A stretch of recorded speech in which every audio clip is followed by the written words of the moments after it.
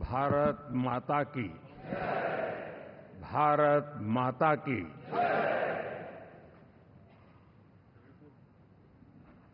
मैं सबसे पहले तो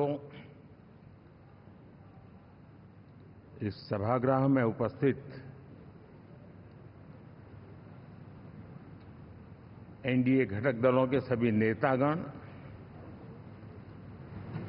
नवनिर्वाचित सभी सांसदगण और हमारे राज्यसभा के भी सांसदगण, आप सबका हृदय से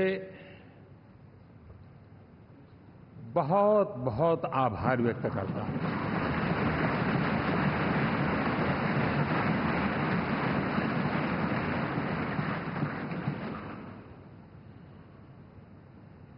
मेरे लिए खुशी की बात है कि इतने बड़े समूह को आज मुझे यहां स्वागत करने का अवसर मिला है।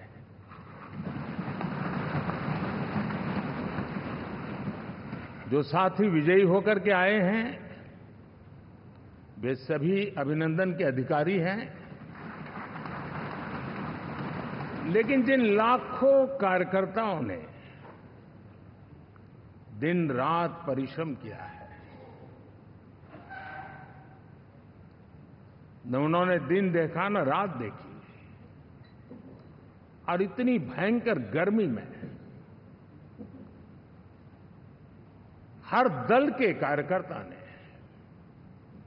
जो पुरुषार्थ किया है, परिश्रम किया है, मैं आज संविधान सदन के इस सेंट्रल हॉल से सर झुका करके उनको प्रणाम करता हूं।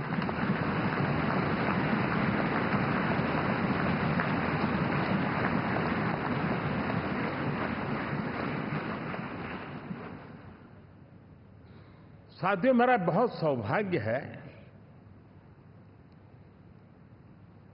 कि एनडीए के नेता के रूप में आप सब साथियों ने सर्वसम्मति से चुन करके मुझे एक नया दायित्व दिया है, और इसके लिए मैं आपका बहुत बहुत आभारी हूं।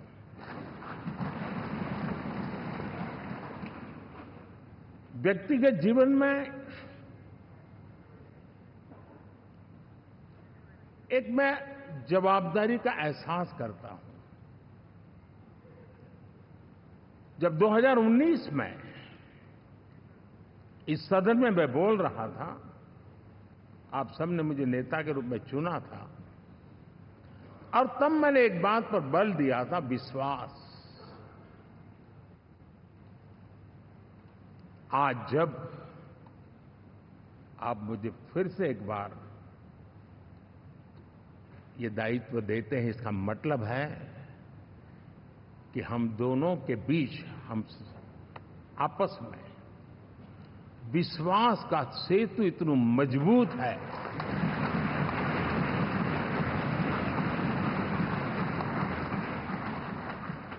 ये अटूट रिश्ता विश्वास की मजबूत धरातल पर है, और ये सबसे बड़ी पूंजी होता है। और इसलिए ये पल मेरे लिए भावुक करने वाले भी है, और आप सबके प्रति जितना धन्यवाद करूं उतना कम है।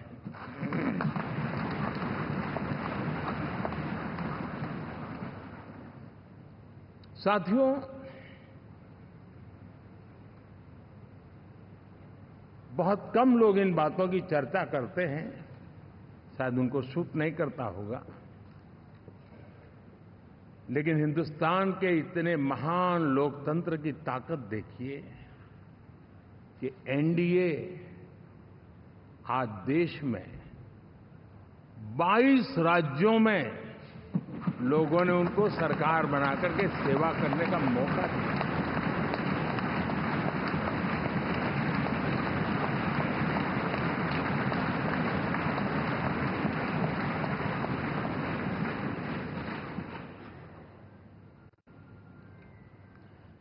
हमारा ये अलायंस सच्चे अर्थ में भारत की असली जो स्पिरिट है, जो भारत का आत्मा है, भारत की जड़ों में जो रचा बसा है, उसका एक अर्थ में प्रतिबिंब है।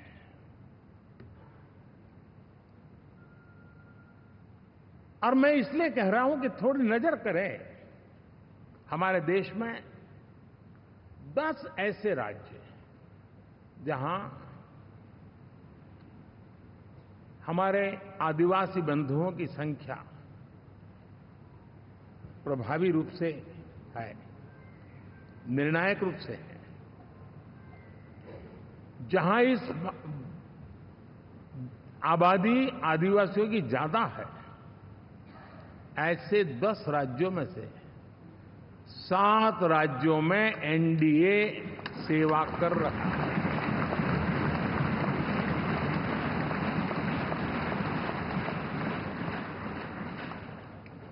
साथियों, हम सर्वपंथ संभाव के हमारे संविधान को समर्पित है और देश में चाहे हमारा गोवा हो या हमारा नॉर्थ ईस्ट हो, जहां बहुत बड़ी मात्रा में हमारे ईसाई भाई बहन रहते हैं, आज हम उन राज्यों में भी एनडीए के रूप में सेवा का अवसर हमें मिला हुआ है।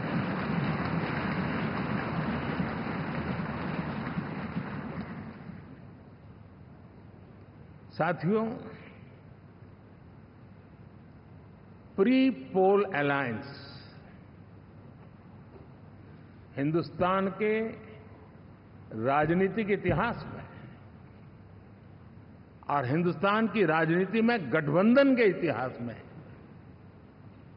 प्री पोल अलायंस इतना सफल कभी भी नहीं हुआ है जितना कि एनडीए हुआ है।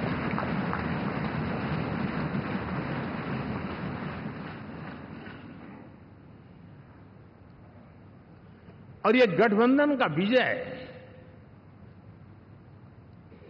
हमने बहुमत हासिल किया है और मैं कई बार कह चुका हूं, शब्द अलग होंगे लेकिन मेरे भाव उसमें एक सातत्य है। सरकार चलाने के लिए बहुमत आवश्यक है, लोकतंत्र का वही एक सिद्धांत है, लेकिन देश चलाने के लिए सर्वमत बहुत जरूरी होता है।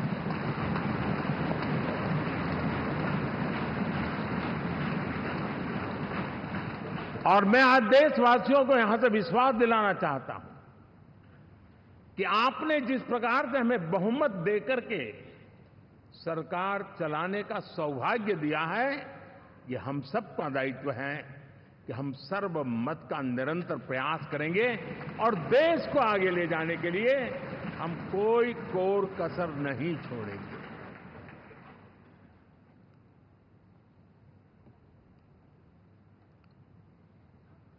साथियों, एनडीए को करीब करीब 3 दशक हो चुके हैं। यानी आजादी के 75 साल में 3 दशक एनडीए, ये सामान्य घटना नहीं है जी। विविधता से भरे हुए अपनी लोकतांत्रिक और सामाजिक रचना के बीच में ये 3 दशक की यात्रा एक बहुत बड़ी मजबूती का संदेश देती है। और मैं आज बड़े गर्व के साथ कहता हूं कि किसी एक समय वो था कि संगठन के कार्यकर्ता के रूप में इस अलायंस का हिस्सा था, व्यवस्थाओं से जुड़ा रहता था और आज सदन में बैठ करके आपके साथ काम करते करते मेरा भी नाता इससे 30 साल का रहा है और मैं कह सकता हूं, हकीकतों के तथ्यों के आधार पर कह सकता हूं, ये सबसे सफल अलायंस है।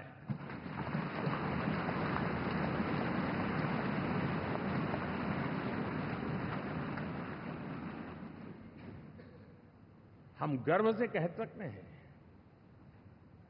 कि 5 साल का टर्म होता है। इस अलायंस ने 30 साल में से 5-5 साल के 3 टर्म सफलतापूर्वक पार किए हैं और अलायंस चौथे टर्म में एंटर कर रहा है।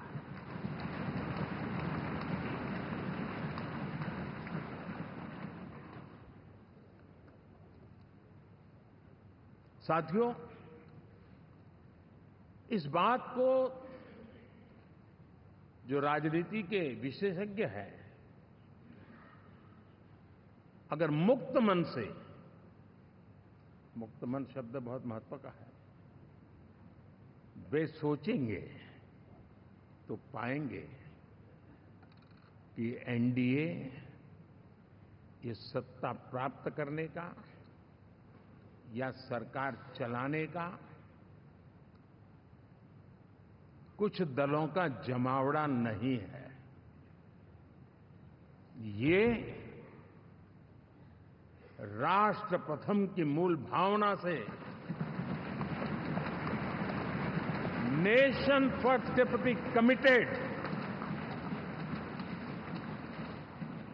वैसा ये समूह है। और 30 साल का लंबा कालखंड शुरू में शायद असेंबल हुआ होगा, लेकिन आज मैं कह सकता हूं कि भारत के राजनीतिक व्यवस्था में एक ऑर्गेनिक अलायंस है।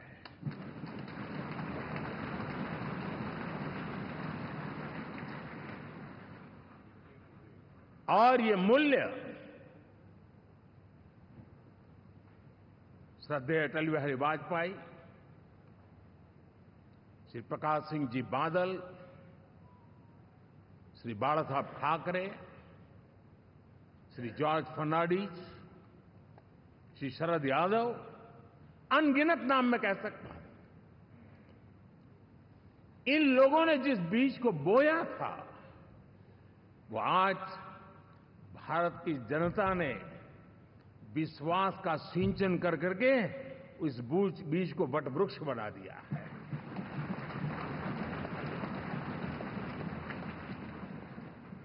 और हम सबके पास ऐसे महान नेताओं की विरासत है और हमें इसका गर्व है। बीते 10 वर्षों में हमने एनडीए की उसी विरासत, उसी मूल्यों को लेकर के निरंतर आगे बढ़ने का और देश को आगे बढ़ाने का प्रयास किया है। जैसे मैंने कहा, मुक्त मन से राजनीति के विश्लेषक अगर विश्लेषण करेंगे तो देखेंगे कि एनडीए का जो लोग दिखते हैं ना, उसमें एक कॉमन चीज नजर आती है और वो है गुड गवर्नेंस।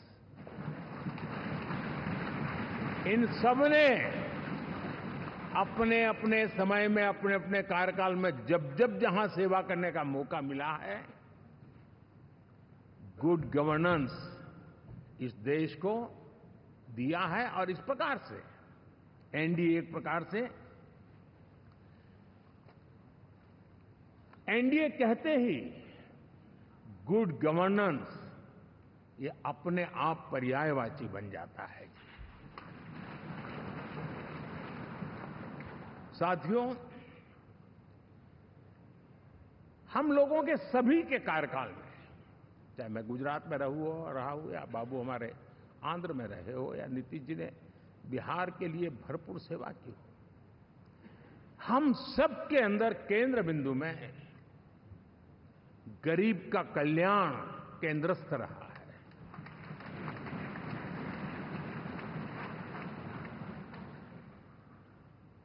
और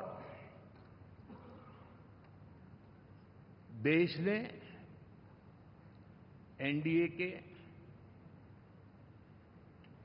गरीब कल्याण के, गुड गवर्नेंस के 10 साल को देखा है। इतना नहीं, मैं कह सकता हूं देश ने इसे जिया है।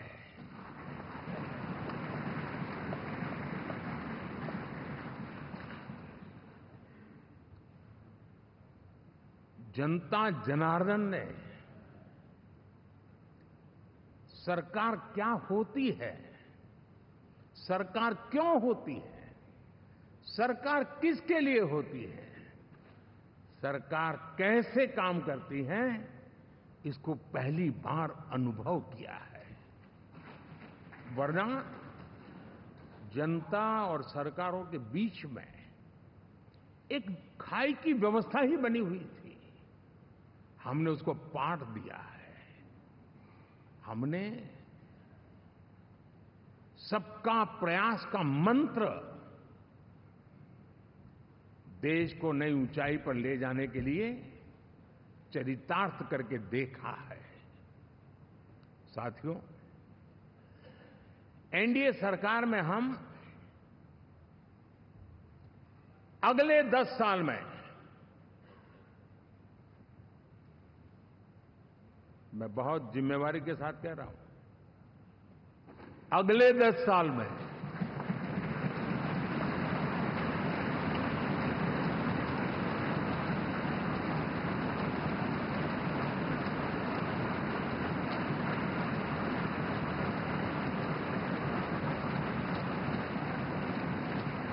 गुड गवर्नेंस, विकास, नागरिकों के जीवन में क्वालिटी ऑफ लाइफ, और मेरा व्यक्तिगत रूप से एक बहुत बड़ा ड्रीम है, मैं लोकतंत्र की समृद्धि को जब सोचता हूं तो मैं चाहता हूं कि सामान्य मानवीय के जीवन में से, और खास करके मध्यम वर्ग, उच्च मध्यम वर्ग, उनके जीवन में से सरकार की दखल जितनी कम हो, उतनी लोकतंत्र की मजबूती है।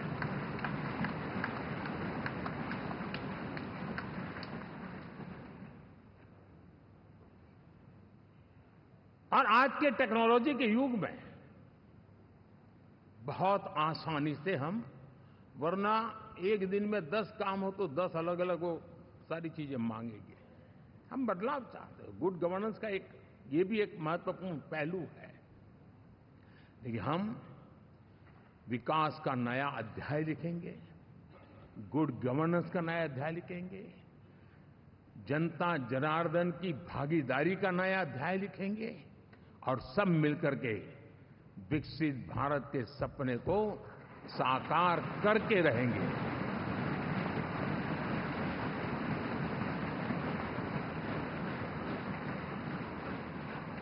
साथियों, एनडीए में, और मैं अगर विस्तार से कहूं तो सदन में किसी भी दल का कोई भी जनप्रतिनिधि होगा, मेरे लिए सब बराबर है।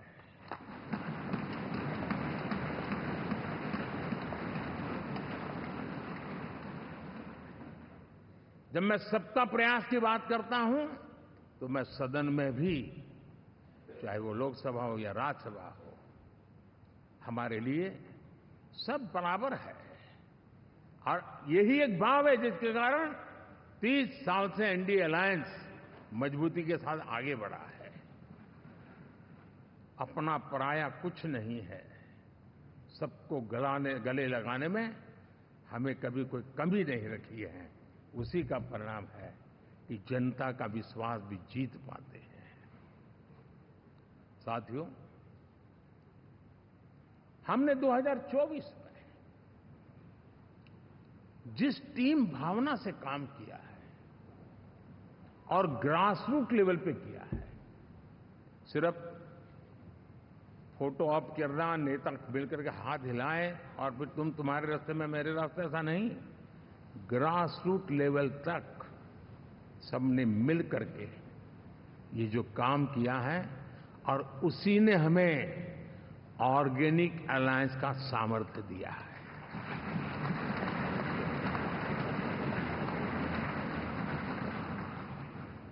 एक दूसरे का सहयोग किया है। हर किसी ने यही सोचा, जहां कम वहां हम। अगर कोई कमी है तो मैं आऊंगा, मैं मेहनत करूंगा, लेकिन तुम्हें कमी नहीं रहने दूंगा। जहां कम वहां हम, ये हर कार्यकर्ता ने जी करके दिखाया है, और तभी तो जीत आती है। साथियों, कभी कभी मैं कह सकता हूं कि हमारा 10 साल का अनुभव है, भारत के हर क्षेत्र का और भारत के हर नागरिक का जो एस्पिरेशंस हैं, रीजनल एस्पिरेशंस हैं, वे और नेशनल एस्पिरेशंस, इसका एक अटूट नाता होना चाहिए। इसके बीच में हवा तक गुजर न सके, इतना जुड़ाव होना चाहिए, तब देश आगे बढ़ता है।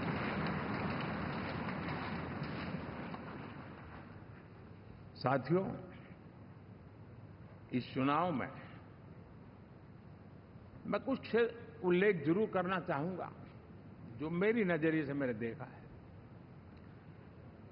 दक्षिण भारत में एनडीए ने एक नई राजनीति की नींव मजबूत की है।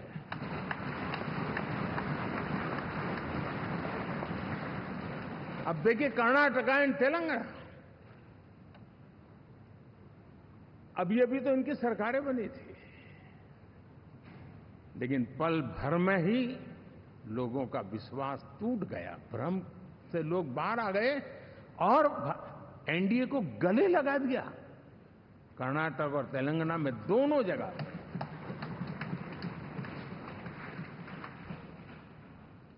साथियों, तमिलनाडु, मैं तमिलनाडु की टीम को भी बधाई देना चाहूंगा,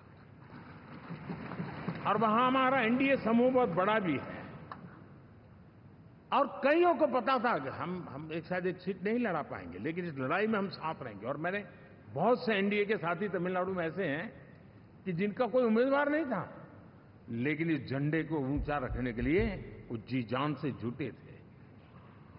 और इसलिए आज तमिलनाडु में भले हम सीट नहीं जीत पाए, लेकिन जिस तेजी से एनडीए का वोट शेयर बढ़ा है, वो साफ साफ संदेश दे रहा है कल में क्या लिखा हुआ है।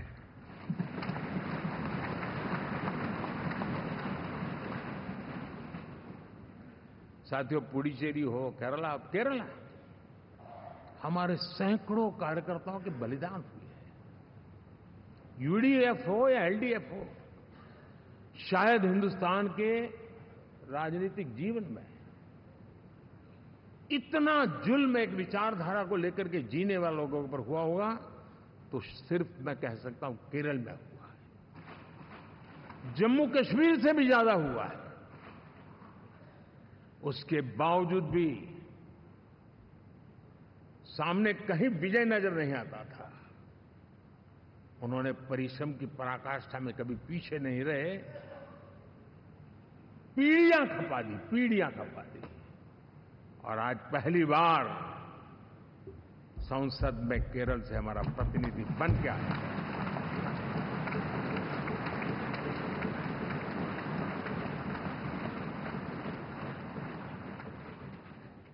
साथियों,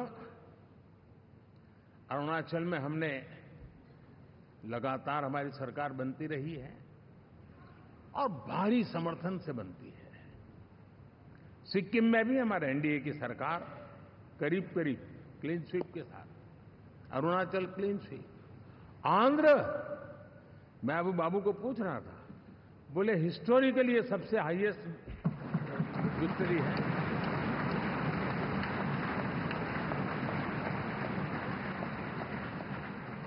और ये जो यहां दिखता है ना पवन, ये पवन नहीं, आंधी है।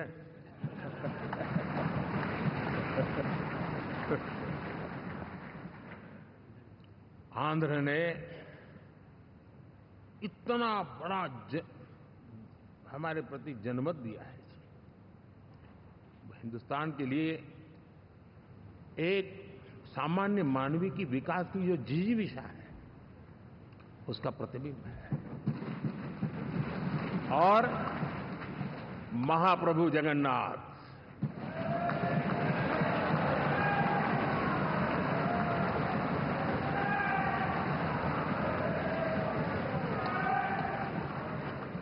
और मैंने अनुभव किया हमेशा। मैं हमेशा मानता हूं ईश्वर के अनेक रूप होते हैं, लेकिन जब मैं भगवान महाप्रभु जगन्नाथ जी को याद करता हूं तो मैं हमेशा मानता हूं ये गरीबों के देवता है।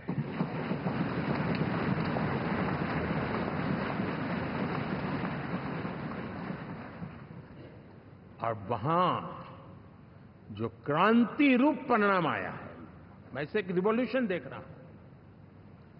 और मैं इसके साथ कह सकता हूं कि विकसित भारत का हमारा जो सपना है, आने वाले 25 वर्ष, पहले मैंने 10 साल कहा था, यहां मैं 25 साल कह रहा हूं, आने वाले 25 साल महाप्रभु जगन्नाथ जी की कृपा से उड़ीसा देश की विकास यात्रा के ग्रोथ इंजन पैकी एक होगा।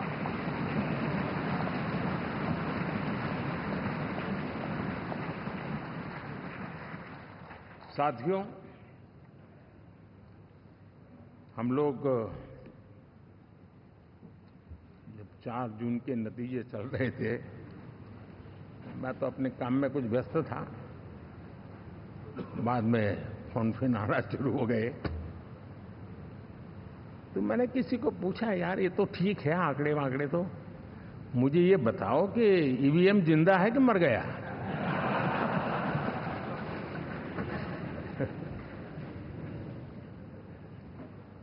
क्योंकि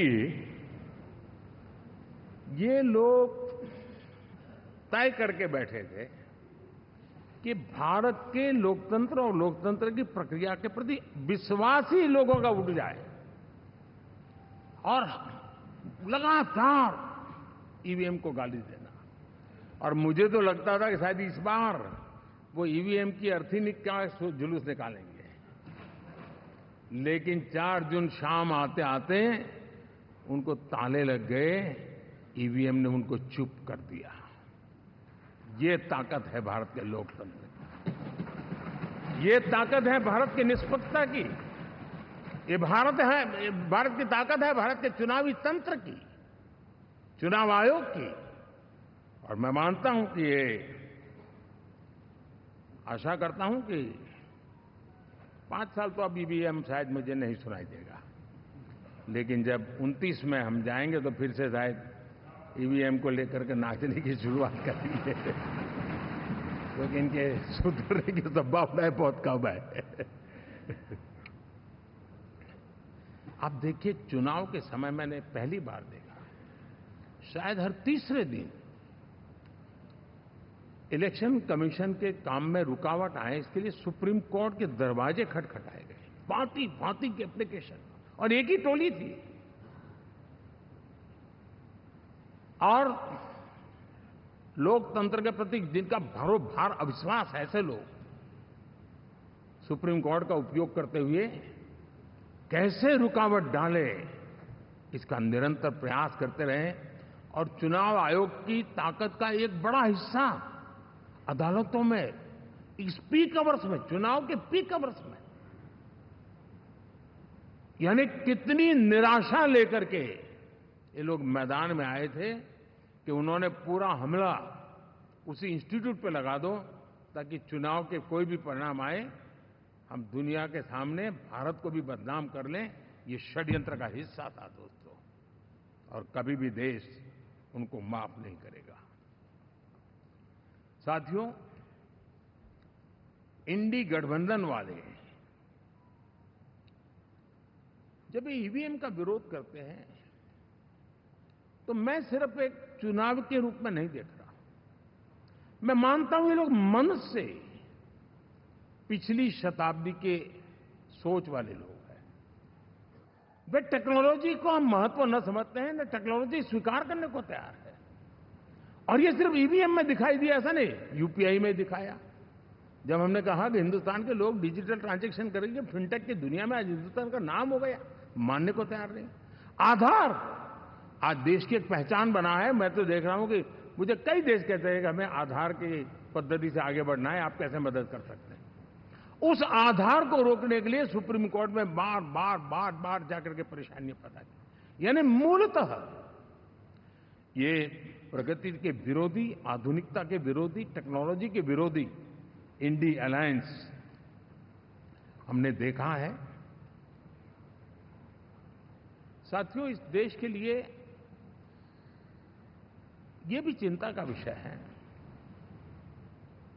कि विश्व में भारत के लोकतंत्र की ताकत को कम आंकने का प्रयास, और कितना एक्सट्रीम है। मैं दुनिया में ढोल पीट रहा हूं कि हम मदर ऑफ डेमोक्रेसी है, और ये दुनिया में जाकर के बता रहे नहीं हमारे देश में तो डेमोक्रेसी ऐसा कुछ नहीं, कि वो मोदी बैठ गया है, वो एक चाय बेचने वाला यहां पहुंच कैसे गया, कुछ तो गड़बड़ की होगी। ये जो इनकी मनस्थिति है जी,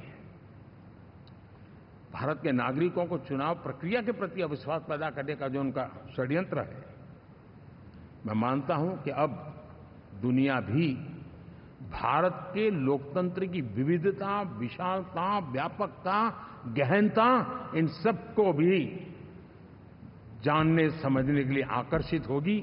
ऐसे इस चुनाव के नतीजे में देख रहा हूं। साथियों, जब 1 तारीख को मतदान पूरा हुआ और 4 तारीख को काउंटिंग, इस बीच की चीजों को आप देखिए। योजनाबद्ध तरीके से देश को हिंसा की आग में झोंकने का बयान दिए जाते थे। यहां इकट्ठे होना, यहां पहुंचना, यहां करना। कुछ लोग इस चीज को गंभीर नहीं लेते हैं, लेकिन ये बहुत गंभीर है। आप भारत के लोकतंत्र को, पहले उसकी व्यवस्था को अनादर करते हो, अब परिणाम आने से पहले एक ऐसा माहौल बना दो कि बस आग लगा देंगे। हर प्रकार से उन शब्दों का अर्थ यही निकलता है कि उन्होंने देश को उस दिशा में ले जाने का प्रयास किया था। लगातार देश को गुमराह करने का प्रयास किया गया, देश के लोगों को बांटने का प्रयास किया। अरे, चुनाव एक ऐसा लोकोत्सव होता है कि ज्यादा से ज्यादा लोगों को हम जोड़े, तोड़ने के लिए नहीं होता है। लेकिन हर प्रकार से कोशिश यही की गई। साथियों, मैं मानता हूं कि 2024 के लोकसभा के चुनाव के जो नतीजे हैं, हर पैरामीटर से देखेंगे, दुनिया ये मानती है और मानेगी कि ये एनडीए का महाविजय है।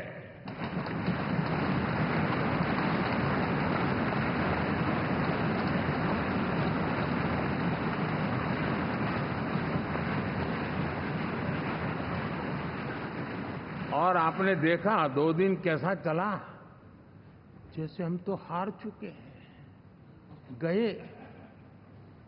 सब चारों तरफ यही दिखता था, क्योंकि उनको अपने कार्यकर्ताओं का मोरल हाई करने के लिए ऐसे काल्पनिक परेड ये करने पड़ रहे हैं। और साथियों, गठबंधन के इतिहास में अगर आंकड़ों के हिसाब से देखें तो ये सबसे मजबूत गठबंधन की सरकार है।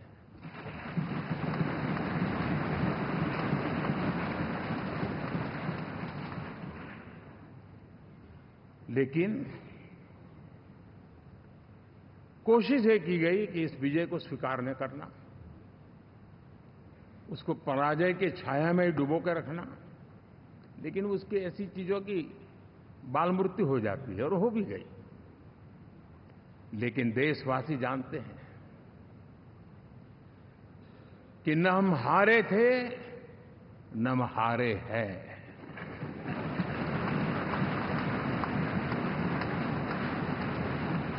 लेकिन 4 तारीख के बाद हमारा जो व्यवहार रहा है वो हमारी वो पहचान बताता है कि हम विजय को पचाना जानते हैं।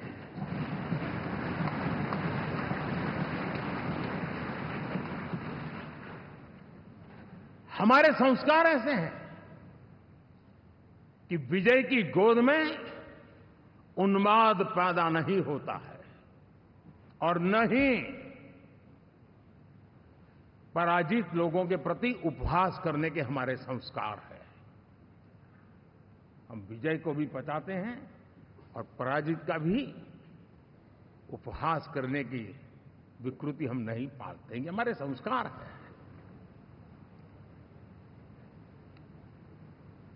अब किसी भी बालक को पूछो कि भाई लोकसभा के चुनाव के पहले सरकार किसकी थी, तो कहेगा एनडीए। 24 के नतीजों के बाद सरकार किसकी बनी, एनडीए। फिर हारे कहां से भाई? पहले भी एनडीए थी, आज भी एनडीए और कल भी एनडीए है।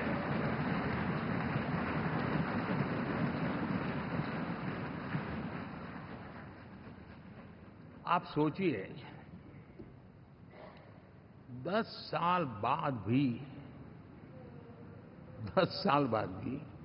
कांग्रेस 100 के आंकड़े को नहीं छू पाई।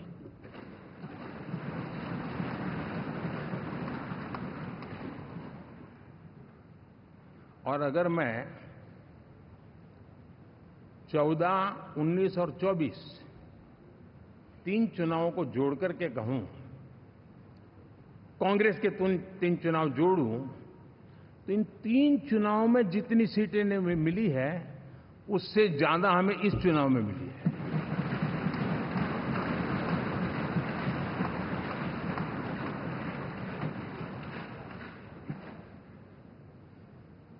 और मैं साफ देख रहा हूं साथियों, एनडीए वालों को अंदाज नहीं है। वे धीरे धीरे पहले तो डूब रहे थे, अब तेज गति से ये गर्त में जाने वाले हैं।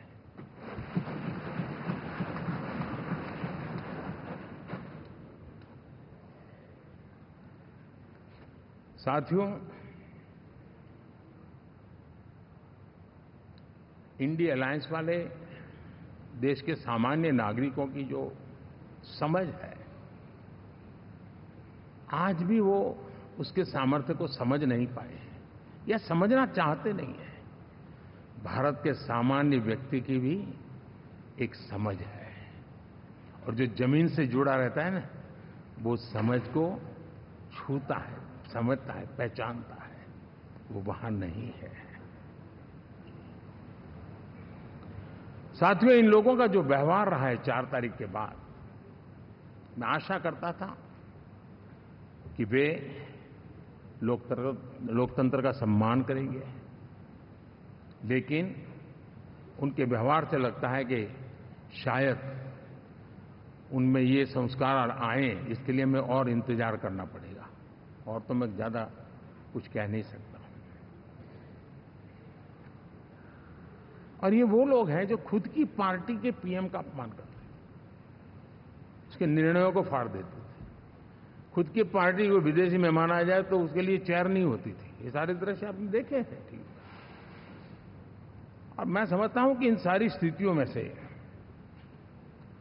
हम लोकतंत्र की मजबूती और जनता जनार्दन के प्रति आस्था, इसको हम, साथियों,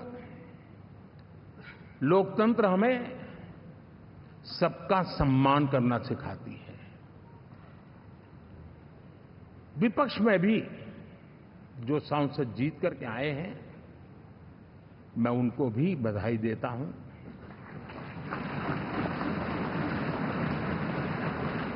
और मैं पिछले 10 वर्ष में एक चीज मिस कर रहा था कि debate, participation, quality of debate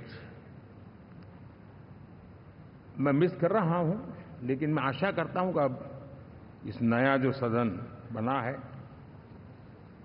वो कमी मुझे खलेगी नहीं, शायद हमारे साथी भी राष्ट्रहित की नीयत के साथ सदन में आएंगे और भले वो विपक्ष में बैठे होंगे, लेकिन राष्ट्र के विपक्ष में नहीं है, हमारे विपक्ष में है। राष्ट्र में तो हम सब एक ही दिशा में हैं।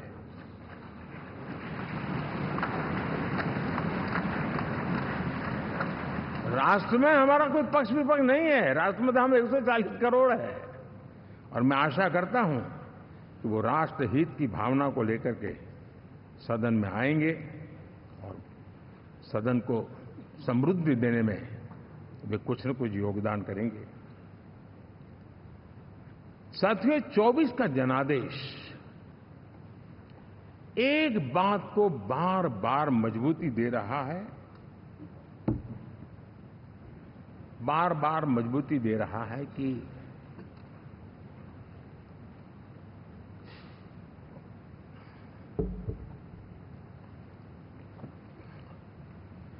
देश को आज के वातावरण में सिर्फ और सिर्फ एनडीए पर ही भरोसा है।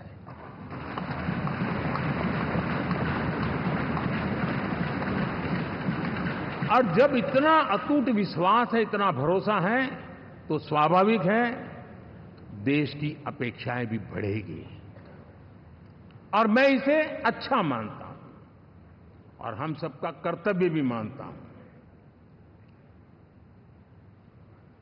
और इन अपेक्षाओं को पूर्ण करने के लिए,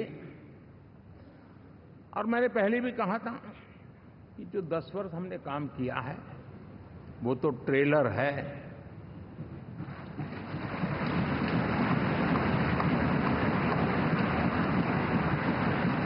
और वो मेरा चुनावी वाक्य नहीं था, ये मेरा कमिटमेंट है। हमें और तेजी से, और विस्तार से, और तेज गति से देश के आकांक्षाओं को पूर्ण करने में रत्ती भर भी विलंब नहीं करना है।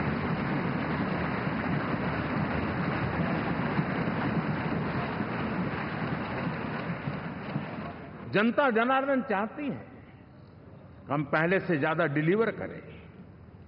जनता चाहती है कि हम खुद ही हमारे पुराने रिकॉर्ड तोड़े। और मैं साथियों एक तरफ एनडीए रखूं, दूसरी तरफ भारत के लोगों के सपने और संकल्पों को रखूं, तो मैं कहूंगा NDA, new India, develop India, aspirational India.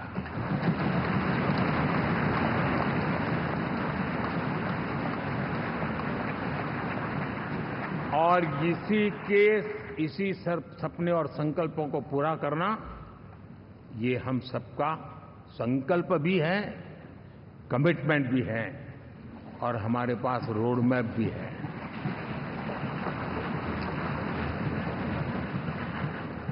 साथियों, एनडीए ने हमेशा करप्शन फ्री, रिफॉर्म ओरिएंटेड, स्थिर सरकार देश को दी है। जब जब हमें अवसर मिला हम लोगों ने काम किया है। उसके सामने कांग्रेस नेतृत्व वाली यूपीए, अब उन्होंने पुरानी अपनी छवि सुधारने के लिए नाम बदल दिया, लेकिन पहचान घोटालों की है। आए दिन घोटाले, यही पहचान रही है। और नाम बदलने के बावजूद भी देश उनके घोटालों को नहीं भुला है, उनको नकारा है।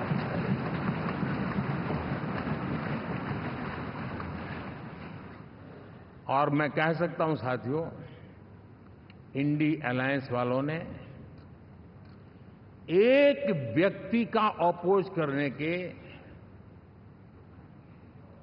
वन पॉइंट एजेंडा के कारण देश की जनता ने उनको ही ऑपोजिशन में बिठा दिया है।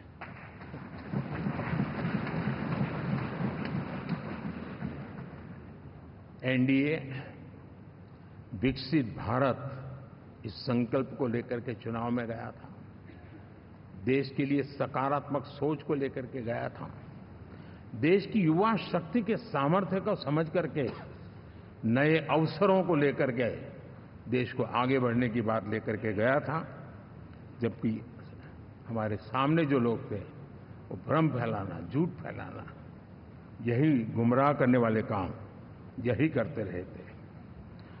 अब एनडीए और उनका देखें, इवन नामांकन में जाएंगे तो भी आपको देखेगा उनका चुनाव प्रचार, उनका नामांकन, हम लोगों का एक एक दृश्य देख लीजिए और उनका एक एक दृश्य देखिए, कितना बड़ा अंतर है। हर चीज में उनका कैरेक्टर दिखाई देता है। और क्या रहा, फोटो ऑप के लिए तो उन्होंने अलायंस घोषित कर दिया, लेकिन कितने ही राज्यों में वो आपस में लड़ते रहे हैं, चुनावी जंग में एक दूसरे की पीठ में छुरा भोंकते रहे हैं। कभी उन्होंने कहा कि ये तो हमारा वैचारिक अलायंस है, वो विचार लेवल पर ठीक है, बाकी नीचे तो हमारा अपना हम तैयार करेंगे। और अब फिर उन्होंने कहा कि भाई हम तो सीट के आधार पर अलायंस करेंगे, टोटल न भी करें, ये भी खेल खेला। और अभी अभी तो चुनाव पूरा शुरू कर दिया कि ये तो हमारा अलायंस लोकसभा के चुनाव के लिए ही था, बाद में नहीं है, ये भी शुरू कर दिया। यानी मैंने बहुत पहले कहा था कि आप देख लेना 4 जून के बाद बिखराव शुरू हो जाएगा, और वो शुरू हो चुका है। इसका मतलब ये हुआ कि वो सिर्फ और सिर्फ सत्ता सुख के लिए एक दूसरे का साथ देने की कोशिश करते थे, लेकिन उनमें उनका अगर स्वार्थ निश्चित होता तो साथ देना, वरना नहीं देना, एक कैरेक्टर था। साथियों, ये लोग कितने ही बड़े झूठे बोलते रहे हैं। और आप देखिए, चुनाव के समय उन्होंने देश के सामान्य नागरिक को गुमराह करने के लिए जो पर्चियां बांटी कि ये देंगे और वो देंगे और टिकना देंगे, फलाना देंगे, 2 दिन से मैं देख रहा हूं कि कांग्रेस के दफ्तरों पर लोग कतार लगा के खड़े हैं कि ये पर्ची है, 1 लाख रुपया कहां है, लाओ भाई, मांग रहे हैं लोग। यानी आपने जनता जनार्दन की आंखों में कैसा उनको भ्रमित किया, कैसी आंख में धूल झोंक दी कि वो बेचारा सामान्य नागरिक मान के चलता था, हाँ भाई 4 जून के बाद रुपया मिल जाएगा, इसलिए वो जाके खड़ा रह गया। और अब उसको धक्का मारा जा रहा है, डंडे मारे जा रहे हैं, वहां से निकाला जा रहा है। अब इस प्रकार का चुनाव, ये अपने आप में देश के गरीबों का अपमान है, हमारे देश के सामान्य नागरिकों का अपमान है।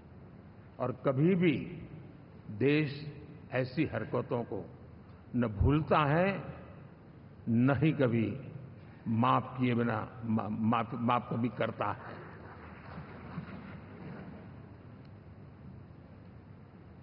साथियों, हमारे लिए संतोष की बात है कि हम एक कमिटमेंट से काम कर रहे हैं। 10 साल में हमने 25 करोड़ गरीबों को गरीबी से बाहर निकाला है।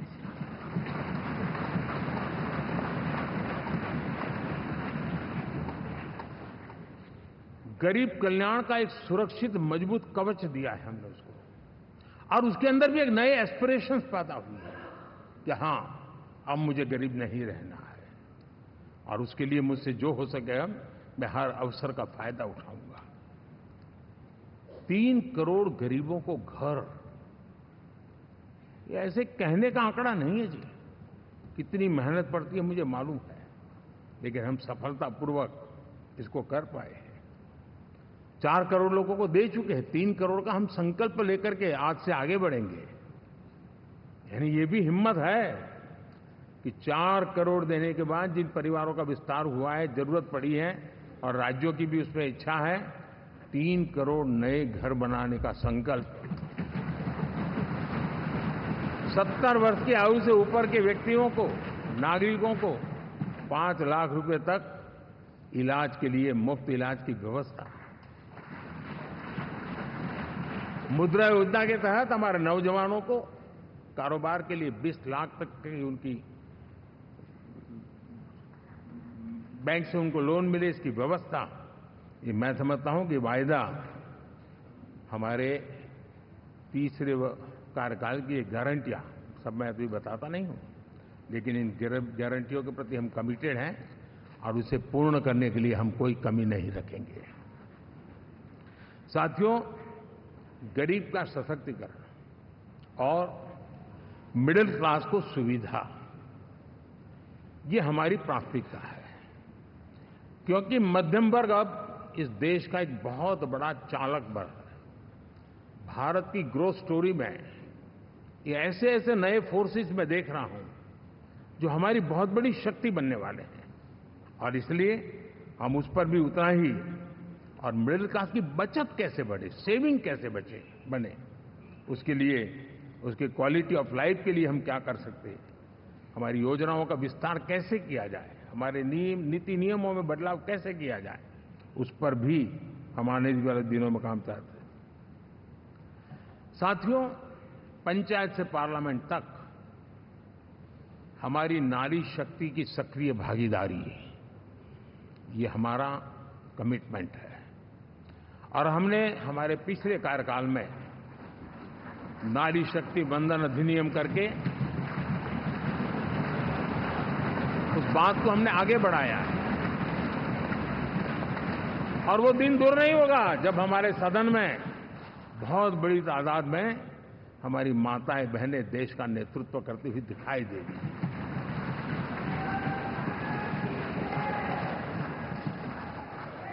इस पूरे चुनाव में हम सबसे ज्यादा महिला उम्मीदवारों को टिकट देने वाली पार्टी रहे हैं, ये हमारा कमिटमेंट है।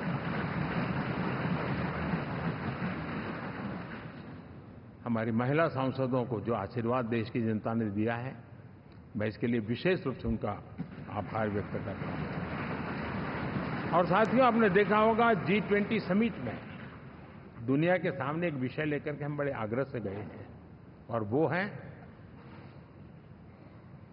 Empowerment of women, development of women. इन सारी बातों को तो हम परिचित हैं। हमने एक नया शिफ्ट किया है, और हम G20 समिट से भी इसको आगे बढ़ा रहे हैं, विमेन लेड डेवलपमेंट।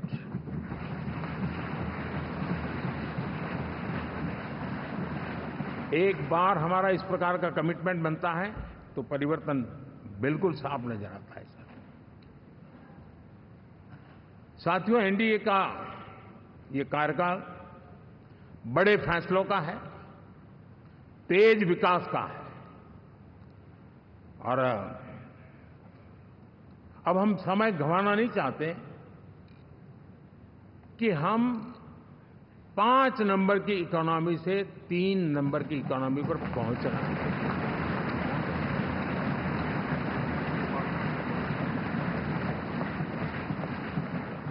और ये खाली 5 और 3 का आंकड़ा नहीं है, उसके कारण जो अर्थव्यवस्था का कद बन जाता है, वो सामान्य मानवीय की आशा आकांक्षाओं को पूरी करने के लिए सरलता बढ़ जाती है। देश के लिए जो जरूरतें हैं वो आराम से पूरी करने का सामर्थ्य बन जाता है, और इसलिए हम उस दिशा में बड़ी कोशिश करके आगे बढ़ना चाहते हैं। राज्यों का सहयोग भी उसमें उतना ही महत्वपूर्ण है, और भारत के संविधान ने हमें जिस प्रकार का दिशा निर्देश किया है कोऑपरेटिव फेडरलिज्म का, लेकिन मैंने उसमें आग्रह रखा है कॉम्पिटिटिव कोऑपरेटिव फेडरलिज्म।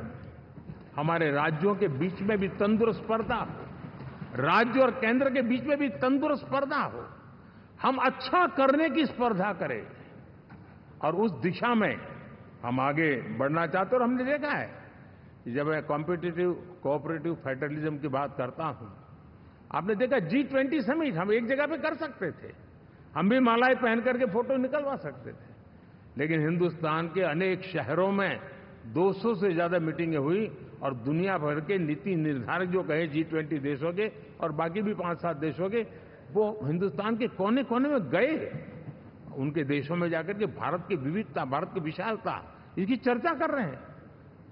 उनके लिए आश्चर्य है, हमने तो दिल्ली आकर के वापिस जाते थे, पता ही नहीं था कि देश इतना बड़ा है। ये अपनी एक ताकत का परिचय हुआ है। हमने कोविड में देखा, राज्यों के साथ कोऑपरेशन के साथ हमने जिस प्रकार से लड़ाई लड़ी, और एक सूत्र में रह करके लड़े, दल किसी का भी हो सरकार में, लेकिन हमने इस काम को किया क्योंकि हमारा कोऑपरेटिव फेडरलिज्म के प्रति कमिटमेंट है। एस्पिरेशनल डिस्ट्रिक्ट एक ऐसा मॉडल है गवर्नेंस का जिसमें राज्य भी उतना ही सक्रियता से हमारे साथ जुड़े हुए हैं। और दुनिया के लिए जो डेवलपिंग कंट्रीज हैं, उनके लिए गवर्नेंस का एक ऐसा मॉडल प्रस्तुत हो रहा है जिसका अब तो केस स्टडी के रूप में दुनिया के अनेक यूनिवर्सिटी केस स्टडी करना शुरू की है। अब उसको हम आगे बढ़ाते हुए एस्पिरेशनल ब्लॉक की तरफ ले जा रहे हैं, ताकि हमारे ग्रासरूट लेवल पे भी जो वीक एरियाज हैं, जहां सुविधाएं अभी सामान्य एवरेज से भी नीचे हैं, उसको हम जल्दी से जल्दी उस स्टेट की एवरेज तक लाना चाहते हैं। देश का रीजन, कोई भी क्षेत्र हो, सर्वांगीण विकास को लेकर के हम चले। साथियों, गत 10 वर्ष में इंफ्रास्ट्रक्चर के क्षेत्र में हमने एक बहुत बड़ा, यानी सोचने में भी बदलाव लाए। जमीन पर तो लाए, वरना हमारे देश में सोचा चलेगा यार, अरे एक बार कर लो ना, उस सारे में से बदलाव नहीं। अब तो अच्छा ही चाहिए, बड़ा ही चाहिए, जल्दी से जल्दी पहुंचाने वाला चाहिए। सामान्य मानवीय के मन को हमने इस तरह से प्रेरित भी किया है और पुरुषार्थ करके हमने उस दिशा में काम किया है। 5 साल में हमें गति शक्ति, यानी इस प्रकार के प्लेटफॉर्म पर जो काम किया है, जो काम 6-6, 8-8 महीने तक नहीं होता था, वो आज 15-20 दिन में कर सकते हैं। सर, टेक्नोलॉजी का उपयोग करके हम काम कर रहे हैं।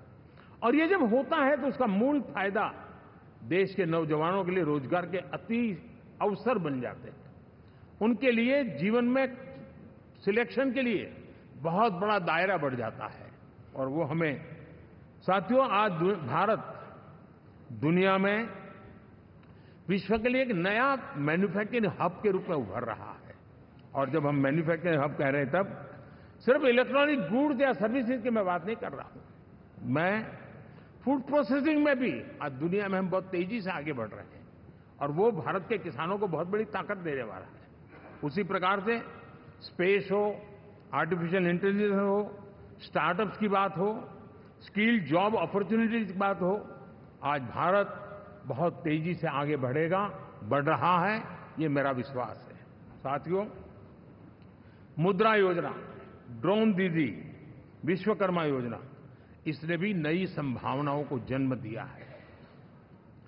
साथियों, हमारी संस्कृति, हमारी विरासत, उसके प्रति हम जितना ध्यान केंद्रित करेंगे, दुनिया के लिए आकर्षण का केंद्र बनेगा। और इसलिए हम उन दिशा में, और मैं मानता हूं भारत के लिए टूरिज्म एक ऐसा एवेन्यू है जो गत शताब्दी में हमें कभी, आज से लेकर के पीछे के 100 साल में कहूं, ऐसा अवसर नहीं मिला है जैसा आने वाले 25 साल में मिलने वाला है। दुनिया भारत की तरफ मुड़ने वाली है। अब हमारा काम है हम इसके लिए आवश्यक व्यवस्थाओं को विकसित करें, हमारी विरासत के प्रति हम हमारा पर्यटन का विकास करते हुए एक विन विन सिचुएशन का हम फायदा उठाएं, और उसमें बहुत अधिक निवेश की संभावनाएं मैं देखता हूं। और ये ऐसा क्षेत्र है जिसमें हर स्तर के लोग कमाते हैं, गरीब से गरीब आदमी भी कमाता है और बड़ी बड़ी होटल वाला भी कमाता है, हर कोई इसमें कमाता है। और हमने टूरिज्म के हम बल देना चाहते हैं, बहुत पोटेंशियल है। आज जो इंफ्रास्ट्रक्चर के क्षेत्र खुले हैं, इसका फायदा उसको मिलता है। एयरवे हो, रेलवे हो, हमारे एक्सप्रेस वे हो, ये हमारा यातायात जितना बेहतर हो, और हमारा डिजिटल कनेक्टिविटी का जो काम है, ये इसके लिए एक बहुत बड़ा पॉजिटिव ग्राउंड तैयार कर रहा है, और जिसका फायदा मिलने वाला है। और जो वोकल फॉर लोकल और रीजनल टूरिज्म, इसको एक बल देने का काम है। साथियों, अब दुनिया एक नए युग में प्रवेश रही है। जिस समय औद्योगिक क्रांति हुई, उस समय हम गुलामी के दौर से गुजर रहे थे। तो औद्योगिक क्रांति का जितना फायदा लेना चाहिए हम नहीं ले पाए। अब एक नया युग शुरू हो रहा है, हरित युग, ग्रीन एरा। भारत के पास बहुत संभावनाएं हैं इसका नेतृत्व करने की, और हम इसके लिए आने वाले दिनों में ग्रीन हाइड्रोजन की बात हो, ग्रीन एनर्जी हो, या ग्रीन जॉब्स हो, या ग्रीन मोबिलिटी हो, इन सारे विषयों को हम इतनी तेजी से आगे बढ़ाना चाहते हैं ताकि इस हरित युग का नेतृत्व दुनिया में भारत का सामर्थ्य सिद्ध कर दें, ये हम चाहते हैं। साथियों, इसी सिलसिले में इस 5 जून को जब पर्यावरण दिवस था, 4 जून को नतीजे आ गए थे। तो उसी दिन मेरे मन में एक विचार आया कि कार्यक्रम 5 जून को हमने आरंभ किया, एक पेड़ मां के नाम। हर किसी को मां के प्रति श्रद्धा होती है, और मैं भी देशवासियों को कहूंगा कि आने वाले समय में कभी आपकी माताजी का जन्मदिन हो, क्या कोई और शुभ दिन हो, अपनी मां के नाम पर एक पेड़ लगाइए। और मां जीवित हैं तो साथ लेकर जाइए, उनकी फोटो आप सोशल मीडिया में अपलोड कीजिए, और मां नहीं है तो उनकी फोटो रख करके एक पेड़ लगाइए, और वो अपनी मां का भी सम्मान होगा और धरती मां की सेवा होगी। हम इन 2 माताओं की सेवा करें। साथियों, एनडीए, अब भारत आइसोलेशन में नहीं जी सकता। वैश्विक परिवेश में भारत की भूमिका दिनों दिन बहुत बढ़ती चली जा रही है। 2014 में जब एनडीए की सरकार बनी, पूरे विश्व में उसी एक पल से ही एक नया जिज्ञासा पैदा हुई, थोड़ी आशा के संकेत उनको नजर आने लगे, और फिर उस बदलाव बहुत बड़ा तेजी से आया। और पिछले 10 वर्ष में भारत ने जिन कामों को बढ़ लिया है, आज भारत की छवि विश्व बंधु की बन चुकी है। दोस्तों, विश्व हमें एक बंधु के रूप में स्वीकार कर रहा है, और जब दुनिया हमें विश्व बंधु के रूप में स्वीकारती है तो हमारी वैश्विक जिम्मेवारियों को भी हमने हमारे आने वाले रोड मैप में महत्व देना ही होगा। और भारत की सफल विदेश नीति ने अच्छे परिणाम भी दिए हैं। हमने हर संकट को उस प्रकार से हैंडल किया जिस प्रकार से मानवीय मूल्यों को हमने प्राथमिकता दी। उसका परिणाम है कि सामान्य मानवी के मन में ये विश्व बंधु वाला भाव बहुत मजबूत हुआ, और भारत का सेवा भाव का जो कैरेक्टर है उसको विश्व ने पहचाना है। चाहे यूक्रेन का संकट हो, चाहे अफगानिस्तान का संकट हो, हर हमारे लोगों को बचाना हो, हमने किसी भी में हमने कोई कमी नहीं रखी है। और साथियों, ये क्षमता के कारण भारत में निवेश की संभावनाएं बहुत बढ़ने वाली है। मैं राज्यों से भी कहूंगा कि आप प्रगतिशील नीतियां बनाकर रेडी रहिए। विश्व आज आपके आंगन पे दरवाजे पर दस्तक दे रहा है, और जो राज्य ज्यादा स्पष्ट नीतियों के साथ आएगा, जो राज्य उन कंपनियां विदेश आने वाले लोगों को ठीक से हैंडल करेगा, उसको बेनिफिट मिलने ही वाला है। और भारत ने जो नीतियां बनाई है, भारत ने जो वातावरण बनाया है, उसका लाभ भारत के हर राज्य को मिलना चाहिए, और उस दिशा में हम तेजी से काम करना चाहते हैं। साथियों, हमने G20 समिट में देखा है, दुनिया का भारत के प्रति नजरिया बदला है। जो लोग इन चीजों को माइन्यूटली देखते होंगे उनको पता होगा कि G20 एक प्रकार से कई संकटों से गुजर रहा था। उतार चढ़ाव आते रहते थे, बिखराव भी नजर आ रहा था, लेकिन भारत में G20 आने के बाद नए प्राण से भर गया है, नया सामर्थ्य आ गया है। और ये भारत की ताकत है कि उसने पूरे विश्व को जोड़ने में G20 के माध्यम से बहुत बड़ा काम किया है। और उसके इन दिनों भी जो परिणाम आए, इसके बाद मेरा काफी समय विदेश के सरकारों से फोन अभिनंदन स्वीकार करने में गया, और शायद मैं 2014 में 19 में भी ऐसा अनुभव नहीं था जितना इस बार फ्लो है। दुनिया के करीब करीब, अब नाम ले, उसने भारत को शुभेच्छा व्यक्त की है या बात करने की कोशिश की है। यानी ये वैश्विक जो हमारा ताकत है उसका परिचय करवा रहा है, और उसके कारण मैं मानता हूं कि विश्व में हमारा सम्मान और साथ साथ भारत में निवेश, ये दोनों संभावनाएं बढ़ रही है। साथियों, हमारे संविधान का 75वां वर्ष है। हम चाहते हैं कि संविधान हमारी संवैधानिक संस्थाओं का संरक्षण भर इसके मात्र के लिए है, ऐसा नहीं। कोई अदालत में धाराओं का उपयोग करके काम करने के लिए नहीं है। ये एक हमारी भावना है, हमारा स्पिरिट है, और हमें इस 75 साल को ऐसे मनाना है ताकि हम संविधान के स्पिरिट को जन जन तक पहुंचाएं। हर जन को संविधान की जो भावना है, कर्तव्य की भावना है, अनेक बात ऐसे इस बात है, उन सब प्रति समर्पण उसका बढ़े, उस दिशा में हम काम करना चाहते हैं। साथियों,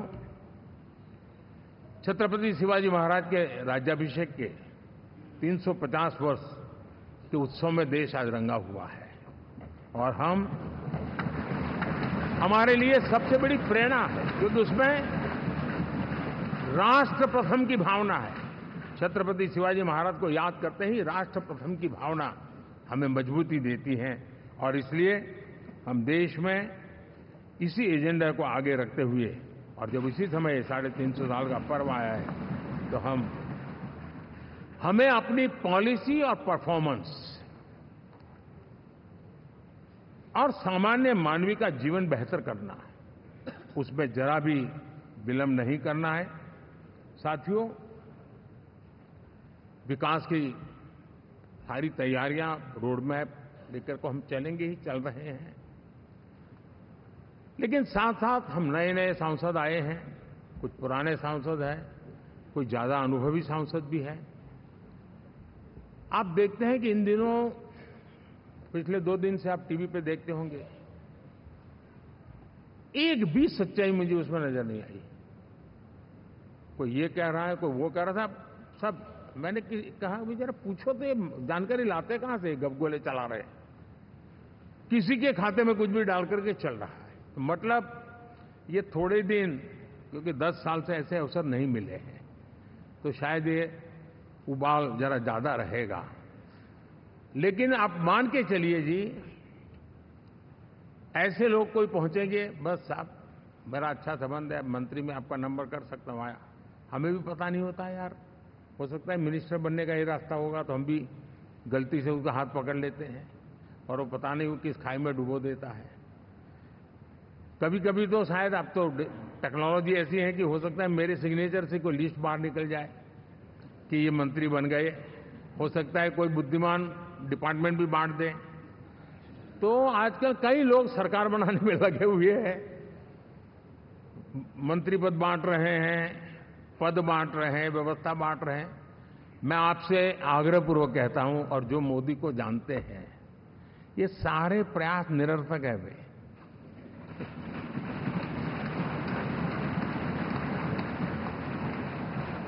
आप भी किसी का फोन आ जाए तो 10 बार वेरीफाई कीजिए कि जिसने फोन किया है वो सचमुच में अथॉरिटी है। अदरवाइज कोई भी कहे भाई आपका नाम हो गया है, सुबह परिवार को बुला लीजिए, शपथ समारोह में आना है, हो गया।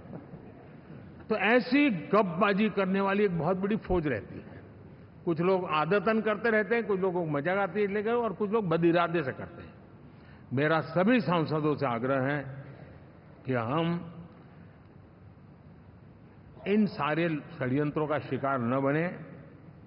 दूसरा, हमारे जो इंडिया अलायंस वालों ने इस चुनाव में फेक न्यूज में एक्सपर्टाइज कर लिया, डबल पीएचडी कर लिया उन्होंने, वो शायद इसका भरपूर उपयोग करेंगे। हम कृपा करके इन चीजों से दूर रहें, अफवाहों से दूर रहें। ये जो टीम बैठी है वो अनुभवी टीम है, मुझे भी सही सलाह देने वाली टीम है, और इसलिए टीम मिलकर के बहुत सही निर्णय करने वाली है। कृपा करके ब्रेकिंग न्यूज के आधार पर देश चलेगा नहीं, ये मान के चलिए।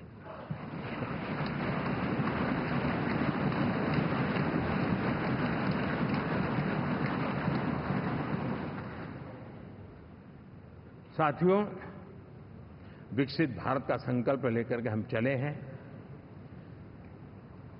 3 नंबर की इकोनॉमी पहुंचना मैं जानता हूं, निश्चित रोड मैप के साथ उसको हम पार करने वाले हैं। और मैंने पहले भी कहा था कि मेरा पल पल देश के नाम है, मेरा पल पल आप लोगों के नाम है। मैं 24/7 अवेलेबल हूं।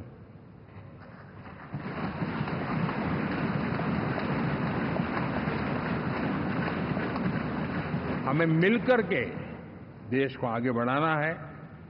फिर से एक बार आप लोगों ने मुझ पर जो विश्वास जताया है, जो प्यार दिखाया है और जो समर्थन दिया है, वाकई मैं मानता हूं भारत के लोकतंत्र की एक बहुत बड़ी ताकत है।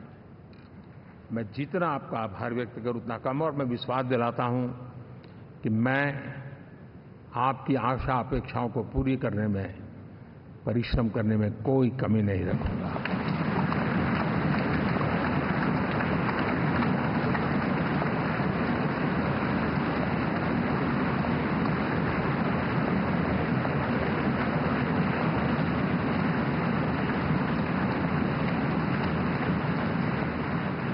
मेरे लिए जन्म सिर्फ और सिर्फ वन लाइफ वन मिशन, और वो है मेरी भारत माता। ये मिशन है 140 करोड़ देशवासियों के सपनों को पूरा करने के लिए खप जाना।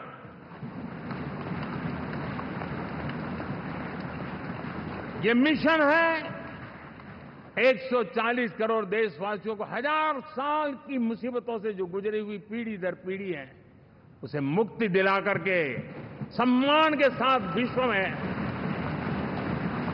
मेरा हर देशवासी दुनिया उसे देखे तो उसका मन कर जाए, काश ये हिंदुस्तान का है, अरे नजर मिल जाए तो अच्छा होगा। ये मैं स्थिति पैदा करना चाहता हूं। उसका मन लालायित होना चाहिए, हिंदुस्तानी है, अरे यार जरा हाथ मिला लूं, कुछ एनर्जी मुझे भी आ जाए।